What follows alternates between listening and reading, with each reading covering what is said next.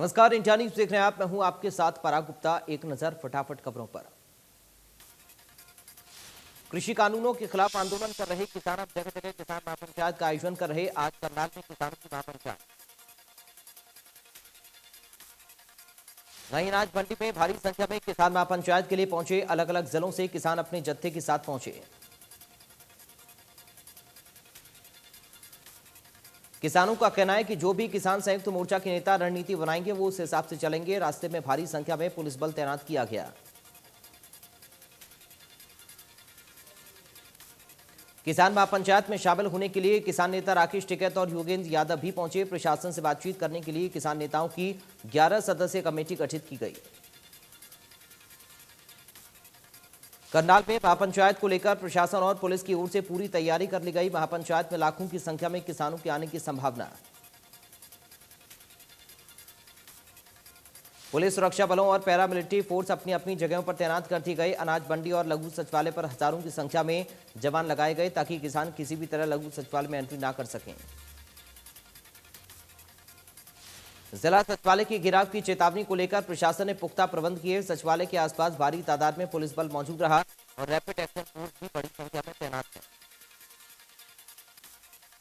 करनाल में सोमवार रात 12 बजे से मंगलवार रात 11:59 तक इंटरनेट सेवा बंद रखी जाएगी। करनाल के अलावा जींद, कुरुक्षेत्र, कैथल, पानीपत में भी इंटरनेट और एसएमएस सेवा बंद। सुरक्षा बलों की कुल 40 कंपनियों की तैनाती की गई। साथ ही केंद्रीय सुरक्षा बलों की 10 कंपनियों को भी तैनात किया गया। करनाल में पूरी तरह धारा 144 लगाई गई। शहर का लगभग पूरा हिस्सा सील है। पुलिस की तरफ से 18 नाके लगाए गए हैं। जीटी रोड से लघु सचिवालय तक आने वाले रास्ते और शहर से लघु सचिवालय तक पहुंचने वाले रास्तों को ब्लॉक किया गया। रोडवेज बसों का संचालन और आवागमन कम कर दिया गया है। सोमवार रात से दर्जन भर बसों को उनके रूट पर नहीं भेजा जा रहा। बसें कम होने से पब्लिक शहर में नहीं आ पाएगी और भीड़ से राहत मिलेगी।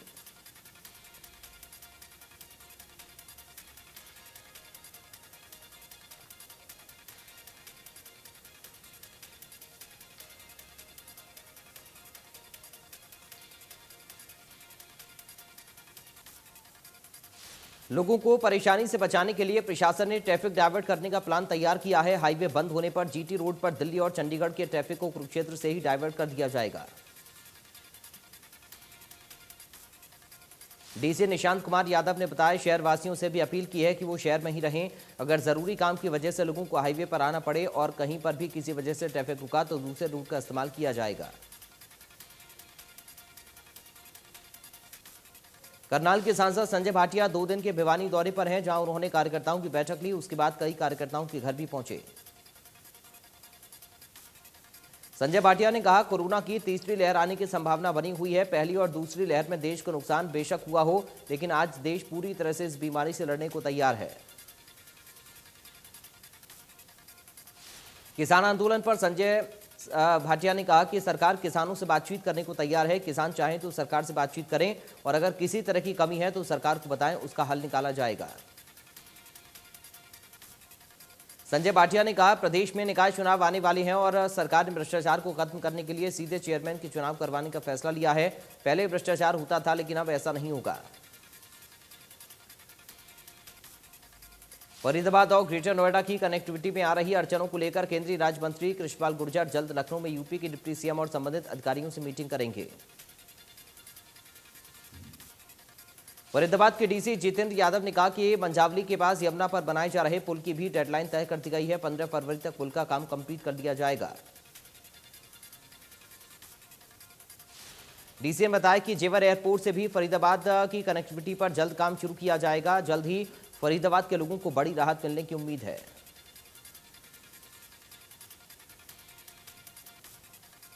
फरीदाबाद नगर निगम के कर्मचारियों ने वेतन न मिलने से परेशान होकर नगर निगम कमिश्नर के निवास का घेराव किया, नारेबाजी की। कर्मचारियों का आरोप है, पिछले 2 महीने से उनका वेतन नहीं मिला है, जिसके चलते उन्हें काफी परेशानी का सामना करना पड़ रहा है।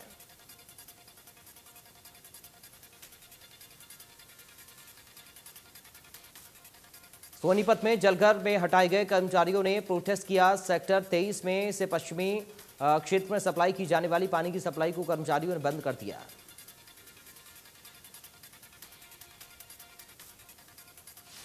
कर्मचारियों ने ठेकेदार पर मनमानी का आरोप लगाया और मांग की कि कर्मचारियों को वापस नौकरी पर रखा जाए, जिसे लेकर ठेकेदार का कहना है कि नगर निगम ने उसे 40 लोग रखने का अनुबंध दिया है। 58 कर्मचारियों में से 15 कर्मचारियों को हटा देने के कारण प्रोटेस्ट किया गया। सितंबर महीने के पहले सप्ताह में ही ठेकेदार को ठेका अलॉट किया गया है।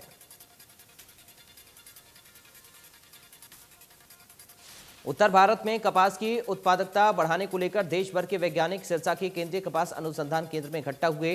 कार्यक्रम में नरमा कपास की अलग अलग किस्मों का निरीक्षण किया गया।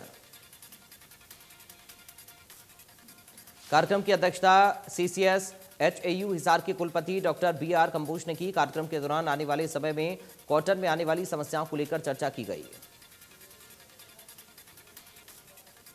नई तकनीकों, खड़ी फसल में बरती जाने वाली सावधानियों के बारे में किसानों को जागरूक किया गया ताकि उत्पादन बढ़े और लागत कम आए।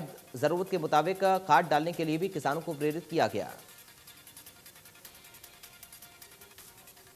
IAS अधिकारी RS ढिल्लों ने भिवानी के नए DC का कार्यभार संभाला। RS ढिल्लों 2008 बैच के IAS अधिकारी हैं और पहली बार DC के तौर पर उनकी पोस्टिंग हुई है।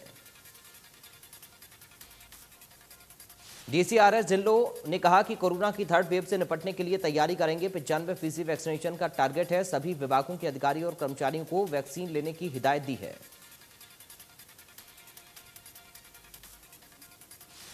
डॉक्टर्स और बाकी स्टाफ की कमी पर RS ढिल्लों ने कहा, जिलाधीश और उच्च अधिकारियों से बातचीत कर हर संभव मदद करेंगे। लोगों की मूलभूत जरूरतों को पूरा करने के लिए प्रशासन तैयार रहेगा।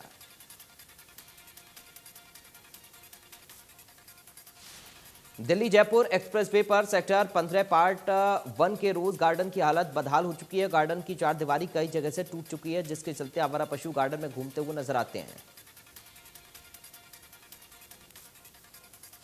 ग्रीवेंस कमेटी के सदस्य ने शिकायत को CM मनोहर लाल की अध्यक्षता में होने वाली अगली ग्रीवेंस कमेटी में रखने का आग्रह गुरुग्राम की डिप्टी कमिश्नर यश गर्ग से किया। लोगों का कहना है कि पहले गार्डन हरियाणा शहरी विकास प्राधिकरण के अधीन था, तब इसकी कंडीशन काफी बेहतर थी। जब से ये नगर निगम के अधीन आया, तब से इसकी हालत खराब हो गई।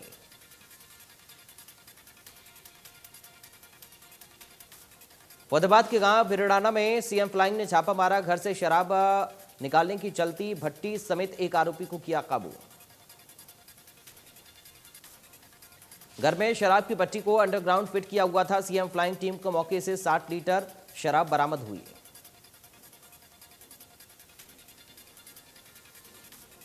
महेंद्रगढ़ के पुलिस अधीक्षक के गठित स्पेशल टास्क ने चोर गिरोह को पकड़ने में सफलता हासिल की। ये गिरोह गांवों में आंगनबाड़ी केंद्रों को निशाना बनाकर उसमें रखे सामान को चुराता था।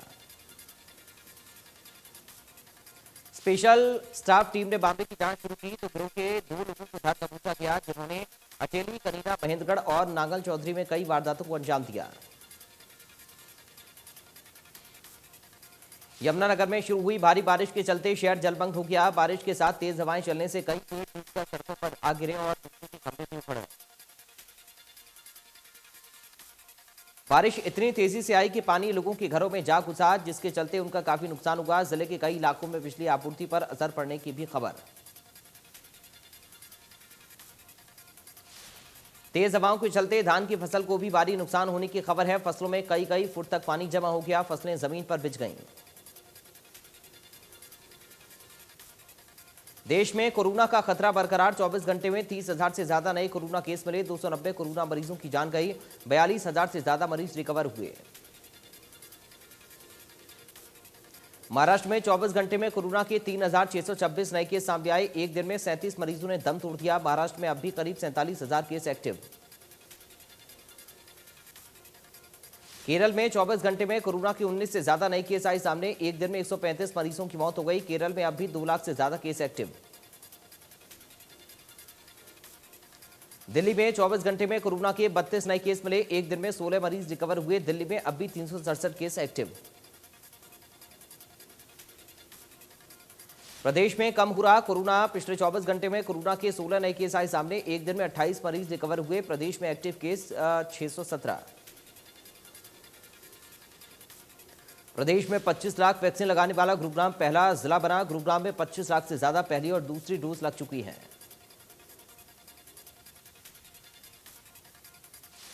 नोडल ऑफिसर ने बताया कि 30 सितंबर तक सभी लोगों को पहली डोज देने का लक्ष्य है। कोरोना की तीसरी लहर से सुरक्षा के लिए वैक्सीन जरूरी है। नोडल ऑफिसर ने बताया कि गुरुग्राम के औद्योगिक इलाकों में भी ज्यादा से ज्यादा वैक्सीनेशन का लक्ष्य है। गुरुग्राम में बड़ी संख्या में प्रवासी मजदूर काम करते हैं, जिनके लिए इंडस्ट्रियल इलाके में ज्यादा से ज्यादा कैंप लगाए। फरीदाबाद के पाली क्रशर जोन में काम करने वाले करीब 3000 प्रवासी मजदूरों के लिए वैक्सीनेशन कैंप लगाया गया। कैंप में आने वाले प्रवासी मजदूरों का पहले कोरोना का रैपिड टेस्ट भी किया गया। सोनीपत में मानसून के सक्रिय होने से हुई बरसात ने सब्जी मंडी में काम करने वाले मासाखोरों और आड़तियों की परेशानी बढ़ा दी। सब्जी मंडी में पानी निकासी की सही व्यवस्था न होने की वजह से बरसात के दौरान मंडी में जलभराव हो जाता है, जिसकी वजह से आड़तियों और मासाखारों की लाखों रुपए की सब्जियां खराब हो गई। आड़तियों ने प्रशासन के खिलाफ नाराजगी जताते हुए सब्जी मंडी में पानी निकासी की व्यवस्था दुरुस्त करने की मांग की। इसके अलावा सफाई व्यवस्था भी ठीक न होने के कारण मंडी में चारों तरफ गंदगी फैली हुई है। चरखी दादरी जिले के गांव पालड़ी में नहर का पानी गांव में घुसने की वजह से लोगों को बहुत परेशानी हुई। ग्रामीणों ने बताया कि पाइपलाइन लीकेज होने की वजह से पानी घरों में घुस गया। पानी घरों में घुसने की वजह से मकान में दरारें आ गईं, जिससे मकानों को काफी नुकसान पहुंचा। ग्रामीणों ने प्रशासन से जल्द समस्या का समाधान करने की मांग की है। हरियाणा वन विभाग ने प्राणवायु देवता पेंशन योजना शुरू की है, जिसकी जमीन में 75 साल से ऊपर उम्र के पेड़ हैं उसके मालिक को 2500 रुपए सालाना पेंशन दी जाएगी। अंबाला वन विभाग ने अभी तक 56 ऐसे पेड़ों की पहचान कर रिपोर्ट हेड ऑफिस को भेज दी है। अभी भी लोग वन विभाग के पास ऐसे पेड़ों को लेकर आवेदन कर रहे हैं। हरियाणा में बुधवार से तीसरा सीरो सर्वे शुरू होगा। इसके लिए पूरी तैयारियां की जा चुकी हैं और तीसरे सर्वे में बच्चों को भी शामिल किया जाएगा। 6 साल से 17 साल के बच्चों का भी सर्वे होगा। बीती 27 अगस्त को अभिषेक ने अपनी बहन, मां, पिता और नानी को सिर में गोली मारकर मौत की घाट उतार दिया था। 31 अगस्त को पुलिस ने गिरफ्तार कर 5 दिन के लिए पुलिस रिमांड पर भेजा था। आरोपी अभिषेक समलैंगिक है, जो अपना लिंग बदलकर अपने दोस्त से शादी करना चाहता था, जिसके लिए उसे 5 लाख रुपए की जरूरत थी, लेकिन परिवार वालों ने नहीं दिए। इसके बाद नाराज अभिषेक ने क्राइम टीवी सीरियल देखकर परिवार के 4 लोगों की हत्या कर दी। अब आरोपी न्यायिक हिरासत में है। पुलिस की आर्थिक अपराध शाखा ने क्रिकेट की राज्य स्तरीय प्रतियोगिता में सिलेक्शन के नाम पर लाखों की ठगी की वारदात को अंजाम देने वाले गिरोह का भंडाफोड़ किया।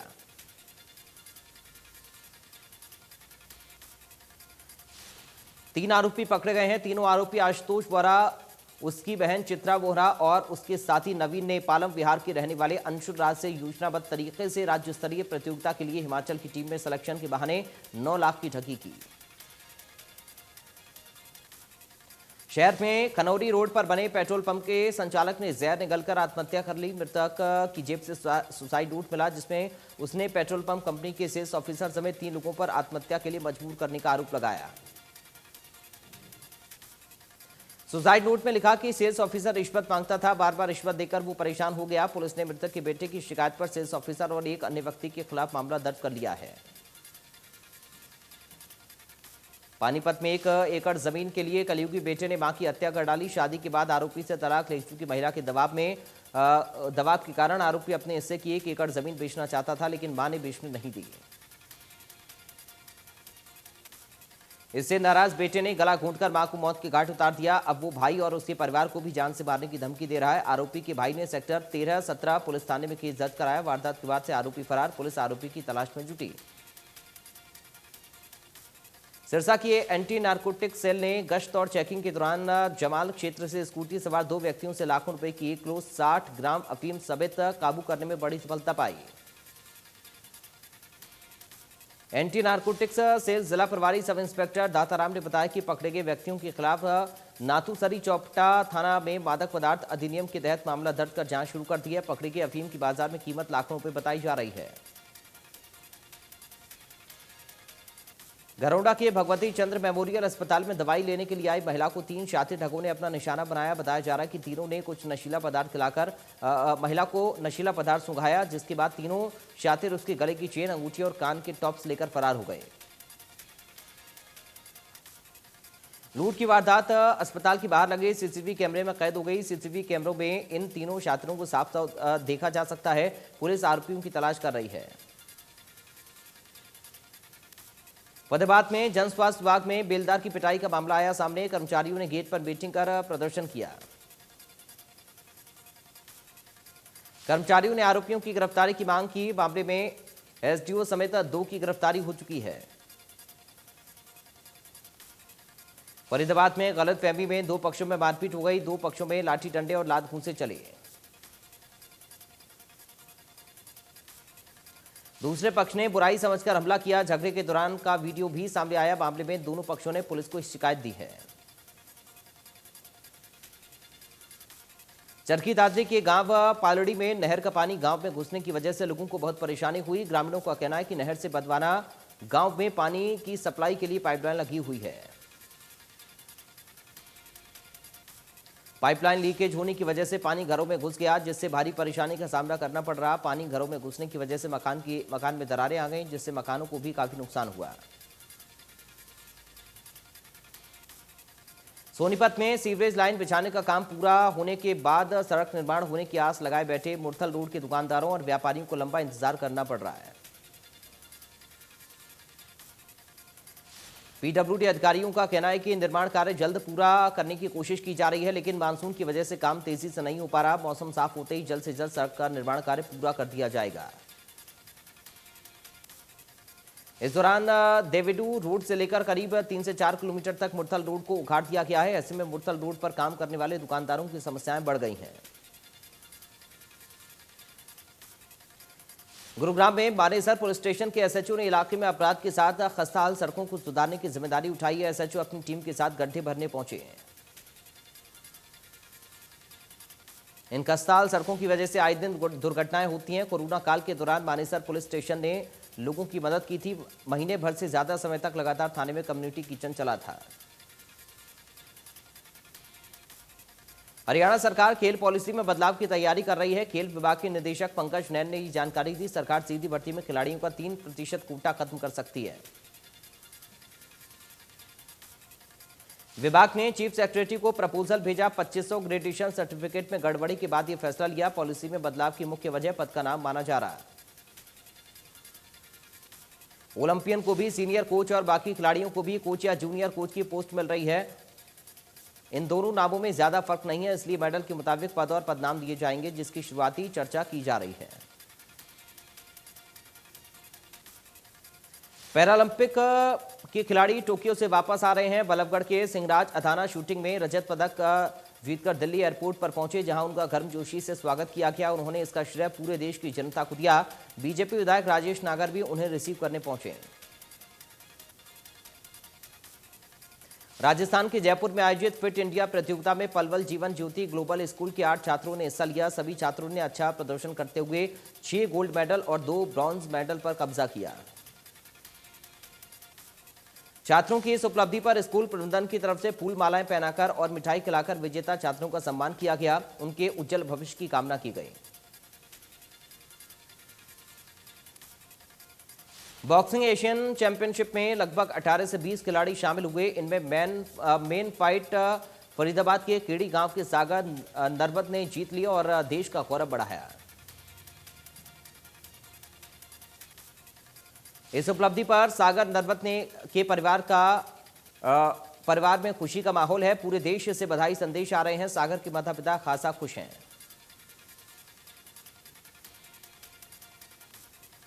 रोहतक के गड़ी बोहर में गैस सिलेंडर फटने से एक परिवार के 7 लोग गंभीर रूप से झुलस गए, जिन्हें अस्पताल में भर्ती करवाया गया।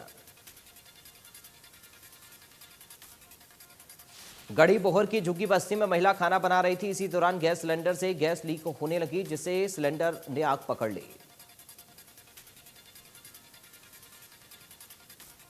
धमाके की आवाज सुनकर आसपास के लोग मौके पर पहुंचे। सूचना मिलने पर अर्बन एस्टेट थाना पुलिस मौके पर पहुंची। दमकल विभाग की गाड़ी को बुलाया गया। प्रधानमंत्री नरेंद्र मोदी ने वीडियो कॉन्फ्रेंसिंग के जरिए शिक्षक पर्व के पहले सम्मेलन को संबोधित किया। इस कार्यक्रम के दौरान पीएम मोदी ने शिक्षा क्षेत्र में कई महत्वपूर्ण पहलों का भी शुभारंभ किया।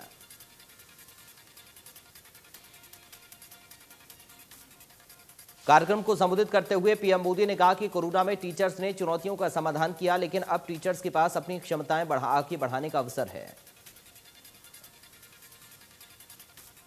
प्रधानमंत्री ने कहा कि शिक्षक पर्व के अवसर पर नई योजनाओं का प्रारंभ हुआ है।